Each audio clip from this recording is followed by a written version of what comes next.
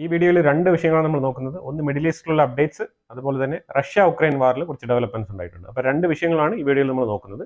ഇന്നലെ വൈകുന്നേരം റെഡ് സീയിൽ, ചെങ്കടലിൽ ഈജിപ്ഷ്യൻ ടൂറിസ്റ്റ് ബോട്ട് റെഡ് സീയിൽ മുങ്ങി താഴ്ന്നു എന്നാണ് വാർത്ത വന്നിരിക്കുന്നത്.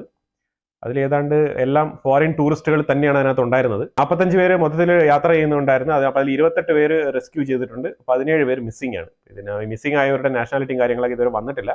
ഈ റെഡ് സീ എപ്പോഴും ദുരന്തങ്ങളുടെ ഒരു അവസ്ഥയായിട്ട് മാറിക്കൊണ്ടിരിക്കുകയാണ്. വീണ്ടും ഇസ്രായേലിന്റെ സീസ് ഫയറിൽ നിന്ന് തന്നെ തുടങ്ങാം. അപ്പോൾ ഇസ്രായേലിന്റെ സീസ് ഫയറിന് ബെഞ്ചമിൻ നെതന്യാഹു അതായത് മുന്നോട്ട് പോകുന്നതിന് തടസ്സമൊന്നുമില്ല, പക്ഷേ എന്നാൽ എൻ്റെ കണ്ടീഷൻസ് അപ്രൂവൽ ചെയ്യണം എന്നുള്ളൊരു ക്ലോസ് വെച്ചുകൊണ്ട് മുന്നോട്ട് വിട്ടിട്ടുണ്ട്. അപ്പോൾ അത് അവരുടെ ക്യാബിനറ്റിലെ വോട്ടിങ്ങിന് വെച്ചിട്ടുണ്ട്. അത് കഴിഞ്ഞാൽ ആ റിപ്പോർട്ടിങ്ങും അതിന്റെ ഡീറ്റെയിൽ ആയിട്ടുള്ള വിശദാംശങ്ങൾ ലെബനാനിന് കൈമാറുമെന്നാണ് പറഞ്ഞിരിക്കുന്നത്. ഇതിലൊരു ചെറിയൊരു പ്രശ്നം കിടപ്പാണ്. ലെബനാൻ ഇതുവരെ പറഞ്ഞുകൊണ്ടിരിക്കുന്നത് US കഠിനമായ തീരുമാനം എടുത്ത് ഇത് മുന്നോട്ട് എങ്ങനെയും സീസ് ഫയർ കൊണ്ടുപോകണമെന്ന് പുഷ് ചെയ്യുന്നുണ്ട്. ലെബനാന്റെ ഭാഗത്ത് നിന്ന് വന്നിരിക്കുന്ന സ്റ്റേറ്റ്മെന്റ് എന്ന് പറഞ്ഞാൽ ഹെസ്ബുള്ളയുടെ ഇൻഡിപെൻഡന്റ് ആർമി ആയിട്ടാണ് പ്രവർത്തിക്കുന്നത്. ലെബനാനുമായിട്ട് ചേർന്നോ അല്ലെങ്കിൽ ലെബനാന്റെ കൺട്രോളിലോ അല്ല അത് പ്രവർത്തിക്കുന്നത്. അപ്പോൾ അതുകൊണ്ട് അവരുടെ തീരുമാനം എന്താണെന്നുള്ളത് ചോദിച്ചിട്ട് അറിയിക്കാമെന്നാണ് ലെബനാന്റെ ഭാഗത്ത് നിന്ന് പറഞ്ഞിരിക്കുന്നത്. എന്തായാലും ഇസ്രായേലിന്റെ ഭാഗത്ത് നിന്ന് ഒരു ഓക്കെ സൈൻ മുന്നോട്ട് പോയിട്ടുണ്ട്. ഇനി ഹെസ്ബുള്ളയുടെ കയ്യിലാണ് ഇനി ബാക്കിയുള്ള തീരുമാനങ്ങൾ ഇരിക്കുന്നത്. അപ്പൊ ഇതിന് ഹിസ്ബുള്ളയെ ഞാൻ ഇതിന്റെ മുമ്പുള്ള വീഡിയോയിൽ തന്നെ പറഞ്ഞിട്ടുണ്ടായിരുന്നു. ഹിസ്ബുള്ളയെ സീസ് ഫയറിന് പോകാൻ ഇറാൻ മുന്നോട്ട് വിടത്തില്ല, അതിന് ചെറിയ തടസ്സങ്ങളുണ്ട്. അപ്പൊ അതിനെ സാധൂകരിക്കുന്ന രീതിയിൽ ഇറാൻ കുറച്ച് സ്റ്റേറ്റ്മെന്റുകൾ തുടരെ പുറത്തുവിട്ടിട്ടുണ്ട്. അത് ശരിക്കും പറഞ്ഞാൽ ഇസ്രായേലിനെ പ്രൊവോക്ക് ചെയ്യുന്ന രീതിയിലുള്ള സ്റ്റേറ്റ്മെന്റുകളാണ് പുറത്തു വന്നിരിക്കുന്നത്. അതിൽ അവർ പറയുന്നത്, ഒന്നാമത്തെ കാര്യം, ഹിസ്ബുള്ള ആന്റി ഇസ്രായേലി ഓപ്പറേഷനിൽ നമ്പർ 1 ആണ്. ഏതാണ്ട് 4 മില്യൺ പീപ്പിളിനെ റീലൊക്കേറ്റ് ചെയ്യാനുള്ള സാഹചര്യത്തിലുള്ള അറ്റാക്കുകൾ കഴിഞ്ഞ ഒക്ടോബർ മാസം തുടരാതെ നടത്തിയിട്ടുണ്ടെന്നുള്ള രീതിയിലുള്ള ഒരു ആർഗ്യുമെന്റ് വെച്ചിട്ടുണ്ട്. അത് എപ്പോൾ സംഭവിച്ചു, എങ്ങനെ സംഭവിച്ചു എന്നുള്ളത് നമുക്കറിയത്തില്ല. നമ്മൾ തുടരെ ഇത് മോണിറ്റർ ചെയ്തുകൊണ്ടിരിക്കുകയാണ്. അപ്പൊ അങ്ങനെ വെറുതെ പ്രൊവോക്ക് ചെയ്യാനുള്ള സ്റ്റേറ്റ്മെന്റ് ആയിട്ടാണ് ഇത്. രണ്ടാമത്, അതുപോലെ തന്നെ ഇസ്രായേലിന്റെ ഈ ഒരു യുദ്ധം ഒരു വിജയവും ഇല്ലാത്ത, അതായത് ഇസ്രായേലിന് ഒരു വിജയവും കൈവരിക്കാത്ത ഒരു യുദ്ധം അവസാനിപ്പിക്കുന്നതായിട്ടാണ് ഇത് മനസ്സിലാക്കാൻ പറ്റുന്നത്. ആ രീതിയിലുള്ള സ്റ്റേറ്റ്മെന്റുകളും ആണ്, അതായത് പ്രകോപനപരമായിട്ടുള്ള സ്റ്റേറ്റ്മെന്റുകൾ. അതായത് സീസ് ഫയറിലോട്ട് മുന്നോട്ട് പോയി നമ്മൾ ഒപ്പുവെച്ച് രണ്ടുപേരും ഒരു പരിധിക്ക് ഒതുങ്ങി തീർക്കാന്ന് പറഞ്ഞ് മുന്നോട്ട് വരുമ്പോഴത്തേക്കും അതിന്റെ ഉള്ളിൽ തൊഴുത്തി കൊണ്ടുവരുന്ന കണക്കാണ് ഇറാന്റെ സ്റ്റേറ്റ്മെന്റുകൾ മുന്നോട്ട് വെക്കുന്നത്. അത് കൂടാതെ ICCക്കെതിരെ ഒരു ആർഗ്യുമെന്റും കൂടെ ഇറാൻ വെക്കുന്നുണ്ട്. അതായത് ICCയെ US-ലുള്ള ഒരു 5 പേര് ബ്രൈബ് ചെയ്തിട്ടുണ്ടെന്നാണ് പറയുന്നത്. അതായത് അവർ പണം കൊടുത്ത് ഈ ഒരു നിയമം അട്ടിമറിക്കാനുള്ള ശ്രമം നടത്തുന്നു എന്നുള്ളതാണ് പറയുന്നത്. അത് ശരിക്കും പറഞ്ഞാൽ ICC ഓൾറെഡി തന്നെ മലക്കം പറഞ്ഞിരിക്കുകയാണ്. ICC ഡയറക്റ്റായിട്ട് എന്നുള്ള സ്റ്റേറ്റ്മെന്റ് പറഞ്ഞിട്ടുണ്ട്. വൈകുന്നേരം ഒരു 5:30-6 മണിയാകുമ്പോഴത്താണ് ആ റിപ്പോർട്ട് പുറത്തു വന്നത്. അതായത് ബെഞ്ചമിൻ നെതന്യാഹുവിനും ഗാലന്റിനും മേളിൽ, ഇസ്രായേലിന്റെ മേളിൽ എടുത്ത ഈ ഒരു നടപടിയെ പുനഃപരിശോധിക്കണം. അവർക്ക് ഇതിൽ എന്തുമാത്രം സത്യസന്ധതയുണ്ട് എന്നുള്ള രീതിയിൽ ഇത് വൺ സൈഡ് മാത്രം കണ്ടുകൊണ്ടുള്ള വിലയിരുത്തലായിട്ടാണ് ഇതിനെ മനസ്സിലാക്കാൻ പറ്റുന്നത്. ഇതിനെ ഒരു ഇൻവെസ്റ്റിഗേഷനിലോട്ട് പോകാനുള്ള ഒരു രീതിയിലേക്ക് ഇത് മാറ്റിയിട്ടുണ്ട് എന്നുള്ളതാണ്. അപ്പൊ അത് ഒരു 1-2 ദിവസങ്ങളിനകത്ത് ഈ ഒരു അറസ്റ്റ് വാറണ്ട് എന്നുള്ളത് സസ്പെൻഡ് ചെയ്തിട്ട് ഇൻവെസ്റ്റിഗേഷൻ എന്നുള്ള നിലയിൽ ഇത് മാറാനുള്ള സാധ്യതയുണ്ട്. ICC തന്നെ അവരുടെ ഡയറക്റ്റ് ആയിട്ടുള്ള പോർട്ടലിൽ കൊടുത്തിരിക്കുന്ന വാർത്തയാണ് ഇവിടെ ഞാൻ നിങ്ങൾക്ക് പറയുന്നത്. അപ്പൊ ഇത് ഇത്രയേ ഉള്ളൂ. ശരിക്കും പറഞ്ഞാൽ ഈ കരീം ഖാന്റെ മേളിലുള്ള ആ ഒരു സെക്ഷൽ അബ്യൂസ് കേസുമായിട്ട് മുന്നോട്ട് പോകാൻ തീരുമാനിച്ചപ്പോഴത്തേക്കും ICC എന്ന് പറഞ്ഞാൽ ഇങ്ങനെയാണ്. കാരണം US-ൽ മീറ്റിംഗിൽ വളരെ സ്ട്രോങ് ആയിട്ട് റിപ്പബ്ലിക്കൻ പാർട്ടി, റിപ്പബ്ലിക്കൻ സൈഡിൽ നിന്നും അതുപോലെ ഇപ്പൊ തൽക്കാലം ഭരിച്ചുകൊണ്ടിരിക്കുന്ന ഭരണകക്ഷിയിൽ നിന്നും അവർക്ക് വന്ന തീരുമാനം എന്ന് പറഞ്ഞാൽ റഷ്യയുടെ മേളിൽ ഉപരോധം ഏർപ്പെടുത്തിയിട്ടും ICC വാറണ്ട് ഇഷ്യൂ ചെയ്തിട്ടും ഒരുപാട് കാലമായി ICC കൊണ്ടൊന്നും ചെയ്യാൻ കഴിഞ്ഞിട്ടില്ല. പുടിൻ പല സ്ഥലത്തേക്കും ഇതിനിടയ്ക്ക് നോർത്ത് കൊറിയയിലേക്കും ചൈനയിലേക്ക് ട്രാവൽ ചെയ്തിട്ടുണ്ടായിരുന്നു. ആരും അറസ്റ്റ് വാറണ്ട് ഒന്നും എസ്കലേറ്റ് ചെയ്ത് മുന്നോട്ട് കൊണ്ടുപോയില്ല. അപ്പൊ അത് ഇതൊരു ആക്റ്റീവ് ആയിട്ടുള്ള ഒരു കാര്യമല്ല. അതുകൊണ്ട് നിരുപാധികം ഇതിനെ സാങ്ഷൻ ചെയ്യണമെന്നാണ് US-ൽ ഉണ്ടായ തീരുമാനം. ആ തീരുമാനത്തിന് മുന്നോടിയായിട്ടാണ് ഇപ്പൊ ICC ഇങ്ങനെ ഒരു മലക്കമറിച്ചൽ നടത്തിയിരിക്കുന്നത്. ഇന്ന് കൂടാതെ പറഞ്ഞിരിക്കുന്നത് ഇസ്രായേൽ ലെബനാനിൽ ചെയ്ത അറ്റാക്കുകൾ, അതായത് ഇസ്രായേൽ ഹിസ്ബുള്ളയ്ക്കെതിരെ ചെയ്ത ഒന്നുമല്ല. ഞങ്ങൾ 1000 വട്ടം ഇത് റീബിൽഡ് ചെയ്യും. വൺസ് സീസ് ഫയർ വന്നതിന് ശേഷം ഞങ്ങൾ എത്രയും പെട്ടെന്ന് ഇത് റീബിൽഡ് ചെയ്ത് കാണിക്കാമെന്നുള്ള നിലയിൽ അവിടെ നിന്ന് ഒരു സ്റ്റേറ്റ്മെന്റ് ഇറാൻ വിട്ടിരിക്കുകയാണ്. ലെബനാൻ ഒന്നും പറയുന്നില്ല കേട്ടോ, ഇറാനാണ് ഇത് പറഞ്ഞുകൊണ്ടിരിക്കുന്നത്. ഇറാൻ ഇങ്ങനെ പറയുകയും പിന്നെ ഇതിനകത്ത് കുറച്ച് സുവനിയേഴ്സ്, പിന്നെ കുറച്ച് ഫോട്ടോസ്, ഇങ്ങനെ കുറച്ച് മെമ്മറീസ് ഒക്കെ ഇതിനകത്ത് നഷ്ടപ്പെട്ടു പോകുന്നതല്ലാണ്ട് നമുക്ക് ഹിസ്ബുള്ളയ്ക്ക് ഒന്നും സംഭവിക്കുന്നില്ല എന്നുള്ള രീതിയിലാണ് സംസാരിച്ചിരിക്കുന്നത്. നസറുള്ള ഉൾപ്പെടെയുള്ള ലീഡേഴ്സിനെ എല്ലാം വധിച്ചിരിക്കുകയാണ്. ഇങ്ങനെ പ്രകോപനപരമായിട്ടുള്ള സ്റ്റേറ്റ്മെന്റുകളുമായിട്ട് മുന്നോട്ട് വരുന്നത് ഇറാൻ. അതായത് സീസ് ഫയറിലോട്ട് പോകാൻ ഇറാന് താല്പര്യമില്ല. ഏതെങ്കിലും രീതിയിൽ ഈ രണ്ട് കൂട്ടർക്കും ഇടയിൽ ഒരു ഈഗോ ക്ലാഷോ എന്തെങ്കിലും വന്നോട്ടെ എന്നുള്ള രീതിയിലുള്ള സ്റ്റേറ്റ്മെന്റുകളായിട്ടാണ് ഇതിനെയൊക്കെ വിലയിരുത്താൻ പറ്റുന്നത്. പിന്നെ ഈ ഒരു സീസ് ഫയറുമായിട്ട് മുന്നോട്ട് പോകുന്ന ഈ ടീമുകൾ തന്നെ പറയുന്നുണ്ട്, ഇത് ശരിക്കും പറഞ്ഞാൽ ഇത് കൃത്യമായ ഒരു സീസ് ഫയറിലോട്ട് മുന്നോട്ട് പോകുന്ന അറിയത്തില്ല. കാരണം രണ്ട് സൈഡിലും ബാക്ക് ടു ബാക്ക് ഇവര് റോക്കറ്റ് സമയം കിട്ടുമ്പോഴൊക്കെ ഇവർ വിടുന്നുണ്ട് ഹിസ്ബുള്ളക്കാർ. അതേപോലെ ഇസ്രായേൽ തകർത്തടിച്ച് അറ്റാക്ക് ചെയ്യുന്നുണ്ട് ലെബനാന്റെ ഉള്ളിൽ. അപ്പൊ ഇത് ഏത് രീതിയിലായിരിക്കും ഇത് അവസാനിക്കാന്നുള്ളത് അറിയത്തില്ല. ചെറിയ ഒരു പിന്നെ സംഭവം മതി ഈ ഒരു സീസ് ഫയർ നീങ്ങിപ്പോവാൻ എന്നുള്ള ഒരു കാര്യം കൂടെ ഇതിനകത്ത് പറഞ്ഞു വെക്കുന്നു എന്നുള്ളതാണ് ഇതിനകത്ത് ശ്രദ്ധേയമായിട്ട് നമ്മൾ ശ്രദ്ധിക്കേണ്ട ഒരു ചെറിയ പോയിന്റ്. ഈ ചെറിയ പോയിന്റിലാണ് സീസ് ഫയർ കിടക്കുന്നത്. ഇത് ഒരു കൊക്കക്കോളയുടെ ഇമേജ് ആണ്. ഇത് പാലസ്തീനും അതായത് ഗാസയ്ക്ക് വേണ്ടിയിട്ടുള്ള ഒരു കൊക്കക്കോളയാണ്. ഇത് ഏതാണ്ട് 5 ലക്ഷം പിന്നെ കൊക്കക്കോള പിന്നെ ഇറക്കി റിലീസ് ചെയ്തിട്ടുണ്ട്, ഇതേപോലെ പ്രിന്റ് ചെയ്തിട്ട്. ഇതിന്റെ വരുന്ന ഫണ്ട് എന്ന് പറഞ്ഞു കഴിഞ്ഞാൽ ഇതൊരു പിന്നെ സെറ്റ് ഓഫ് കൊക്കക്കോളയാണ്. 6 പീസ് ആണെന്ന് തോന്നുന്നു. ഇത് മേടിക്കുമ്പോഴത്തേക്കും $15 വർത്ത് ഇതിനകത്ത് വില വരുന്നുണ്ട്.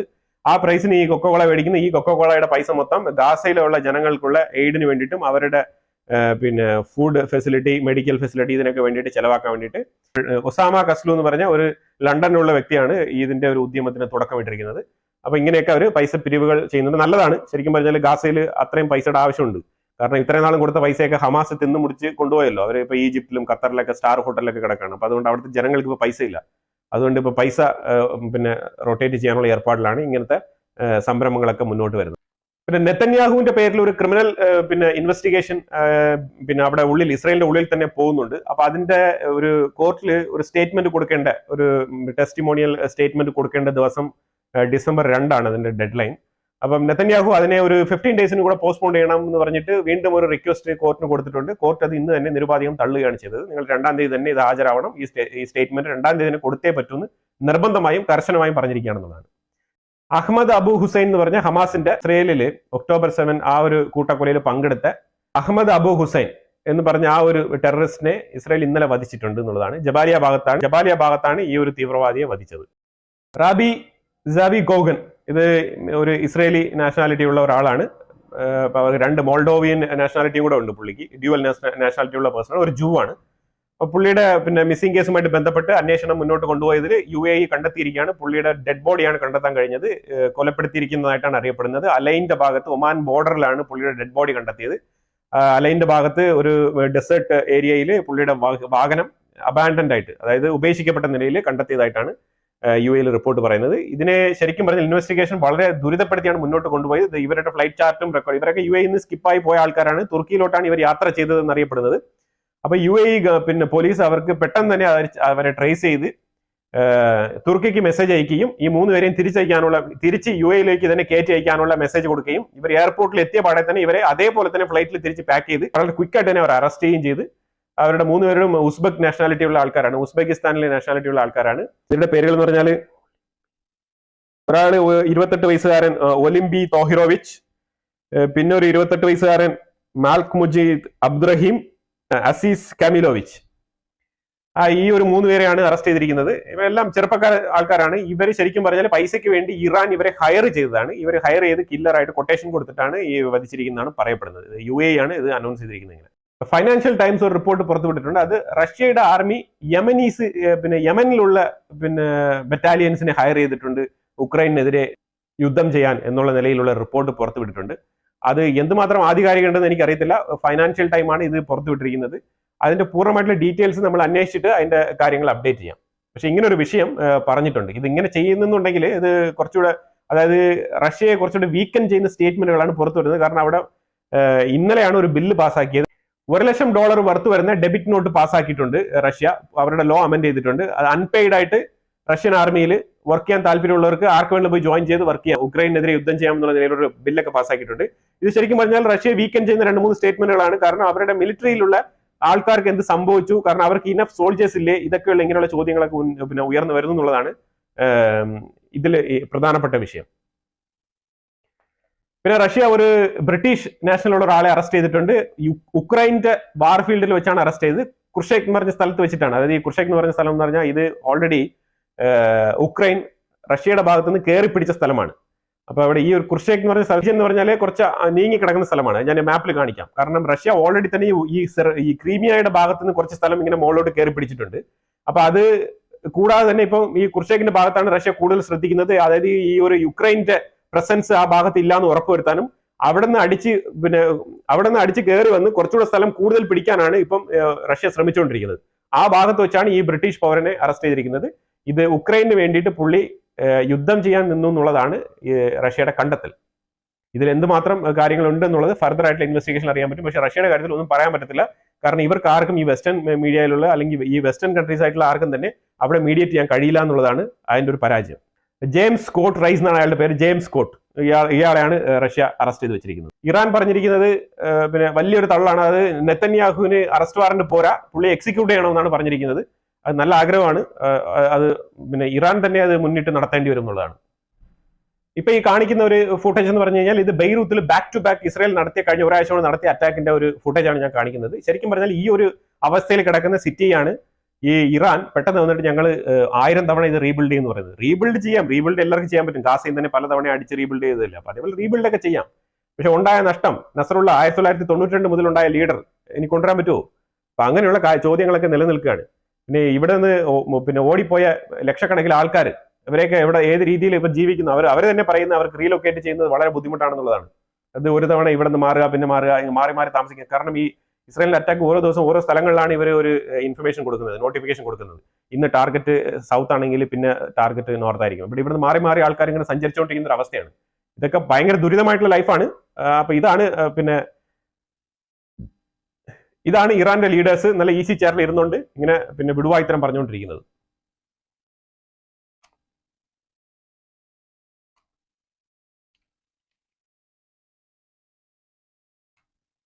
പിന്നെ റഷ്യയുടെ അപ്ഡേറ്റ് നമ്മൾ നോക്കിക്കഴിഞ്ഞാൽ ഇന്ന് 105ാമത്തെ ദിവസമാണ് വാർ ബാറ്റിൽ ഫീൽഡ് പൊയ്ക്കൊണ്ടിരിക്കുന്നത്. അപ്പൊ റഷ്യ എയർ സ്ട്രൈക്ക് മൂലം ഉക്രൈന്റെ 7 മിസൈൽ ഡിസ്ട്രോയ് ചെയ്തിട്ടുണ്ടെന്നുള്ളതാണ്. 7 മിസൈലുകൾ ഡിസ്ട്രോയ് ചെയ്തിട്ടുണ്ട് റഷ്യയുടെ എയർ സ്ട്രൈക്ക് ത്രൂ. അതിൽ ഡിഫൻസ് സിസ്റ്റം കൂടെ ഉണ്ടെന്നാണ് പറയുന്നത്. പിന്നെ ഉക്രൈൻ കുറെ ഡ്രോൺസ് റഷ്യക്ക് മേലിൽ ഇന്നലെ വിട്ടിട്ടുണ്ടായിരുന്നു. അപ്പൊ ആ ഡ്രോൺസ് എല്ലാം ഡിസ്ട്രോയ് ചെയ്ത് കളഞ്ഞു. ഡിസ്ട്രോയ് ചെയ്ത കൂട്ടത്തിൽ കുറച്ച് ഡ്രോൺസ് ഇങ്ങനെ കത്തിക്കൊണ്ട് താഴെ വന്ന് വീണിട്ട് അവിടെ കുറച്ച് ഫയറിംഗ് ഒക്കെ ഉണ്ടായിട്ടുണ്ട് എന്നുള്ളതാണ്. പക്ഷെ പിന്നെ നോ കാഷ്വാലിറ്റീസ്, നോ ഇഞ്ചുറീസ്, അതൊന്നും ഉണ്ടായിട്ടില്ല. പക്ഷെ നല്ല രീതിയിലുള്ള ഫയർ ഉണ്ടായിട്ടുണ്ട് എന്നുള്ളതാണ് പറയപ്പെടുന്നത്.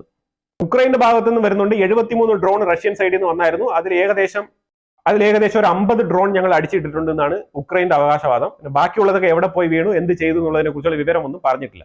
പിന്നെ സെലൻസ്കി ഇപ്പോഴും വെസ്റ്റേൺ കൺട്രീസിനോട് റിക്വസ്റ്റ് ചെയ്യാണ്, ഞങ്ങൾക്ക് എയർ ഡിഫൻസ് സിസ്റ്റം വേണം എന്നുള്ള രീതിയിലാണ് ചോദിക്കുന്നത്. അപ്പൊ ഇപ്പൊ നമുക്ക് മനസ്സിലായി റഷ്യ എയർ ഡിഫൻസ് സിസ്റ്റം കൂടെ അടിച്ചിട്ടുണ്ട് എന്നുള്ളതാണ് മനസ്സിലാക്കാൻ പറ്റുന്നത്. അപ്പൊ അതുകൊണ്ടാണ് പുള്ളി ഇന്ന് തന്നെ ഒരു സ്റ്റേറ്റ്മെന്റ് വെച്ചിരിക്കുന്നത്. കാരണം എയർ ഡിഫൻസ് സിസ്റ്റം നഷ്ടപ്പെട്ടു. അപ്പൊ ഇനിയിപ്പോ എയർ ഡിഫൻസ് സിസ്റ്റം വേണമെന്ന് ഉക്രൈനിൽ ചോദിച്ചുകൊണ്ടിരിക്കുകയാണ്. അപ്പൊ അതിന് വെസ്റ്റേൺ കൺട്രീസിന് ഇപ്പൊ എന്ത് മറുപടി പറയാൻ നമുക്ക് അറിയത്തില്ല. ഓൾറെഡി നാറ്റോയിൽ പല പ്രശ്നങ്ങൾ നടന്നുകൊണ്ടിരിക്കുകയാണ്.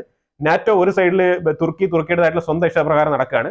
അതിനെതിരെ പോലും ഒരു രീതിയിലുള്ള പിന്നെ എതിർപ്പുകളോ ഒന്നും തന്നെ അറിയിക്കാൻ പറ്റാതെ നാറ്റോ കിടന്ന് വലയുന്ന ഒരു അവസ്ഥയാണ്. ICCയെ ചൊല്ലിയുള്ള 2 ചേരിതിരിവ് അവിടെ നടക്കുന്നുണ്ട്. ശരിക്കും പറഞ്ഞാൽ അമേരിക്ക, കാനഡയും അതേപോലെ UK നല്ല രീതിയിൽ ഗണ്ണിച്ചിട്ടുണ്ട് എന്നുള്ളതാണ്. അത് എന്തുകൊണ്ടെന്ന് പറഞ്ഞാൽ ഈ ICCയുടെ തീരുമാനം, അതായത് നെതന്യാഹുവിന്റെ അറസ്റ്റിന്റെ പിന്നെ നെതന്യാഹുവിന്റെ അറസ്റ്റിന്റെ ഒരു അനൗൺസ്മെന്റ് വന്ന പാടെ പിന്നെ ട്രൂഡോയാണ് അമേരിക്കയെക്കാളും മുന്നിൽ പ്രതികരിക്കാൻ വന്നത്. അത് ഞങ്ങൾ ICCയുടെ നിയമങ്ങളൊക്കെ പാലിക്കും, അതൊക്കെ ഞങ്ങൾ നെതന്യാഹുവിനെ അറസ്റ്റ് ചെയ്യുന്നുള്ള വളരെ ബോൾഡ് ആയിട്ടുള്ള സ്റ്റേറ്റ്മെന്റ് ആണ് പറഞ്ഞത്. അത് ഒട്ടും അമേരിക്കയ്ക്ക് ദഹിച്ചിട്ടില്ല. ശരിക്കും പറഞ്ഞാൽ നല്ല രീതിയിലുള്ള ഒരു ഫിനാൻഷ്യൽ സ്ട്രൈക്ക് അമേരിക്ക കാനഡയ്ക്കും UK കൊടുക്കുമെന്ന് ത്രെട്ട് ചെയ്തിട്ടുണ്ടെന്നാണ്. കാരണം അവര് ശരിക്കും പറഞ്ഞാൽ അമേരിക്കയുടെ സ്റ്റാൻഡിനോട് നിൽക്കണം എന്നാണ്. ഇവരൊക്കെ 5 വയസ്സിലുള്ള ആൾക്കാരാണല്ലോ. ആ രീതിയിലുള്ള പ്രഷർ അങ്ങോട്ട് പോയിട്ടുണ്ട്.